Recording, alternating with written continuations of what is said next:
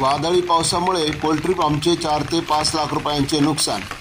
निफाड तालुक्यातील रुई परिसरात काल रविवारी दुपारी 4 वाजेच्या सुमारास वादळी वाऱ्यासह झालेल्या पावसाने पोल्ट्री फार्मचे पत्रे तुटून निम्म्याहून अधिक पोल्ट्री फार्मचे मोठ्या प्रमाणात नुकसान झाल्याची माहिती मिळाली आहे। याबाबत अधिक माहिती अशी की निफाड तालुक्यातील रुई येथील शेतकरी युनुस उस्मान शेख यांचे त्यांच्या शेतात स्वतःचे पोल्ट्री फार्म आहे। या परिसरात काल रविवारी दुपारी 4 वाजेच्या सुमारास वातावरणात अचानक बदल होऊन वादळी वाऱ्यासह जोरदार पाऊस सुरू झाल्याने या पावसामुळे त्यांच्या पोल्ट्री फार्मचे पत्रे तुटून निम्म्याहून अधिक पोल्ट्री फार्मच्या भागाचे नुकसान झाले।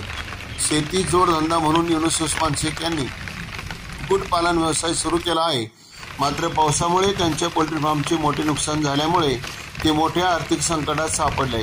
गेल्या काही वर्षापासून शेतकरी कधी आसमानी तर कधी सुलतानी संकटामुळे मोठ्या संकटात सापडला आहे। कांदानगर न्यूज करिता आसिफ पठाण, लासलगाव।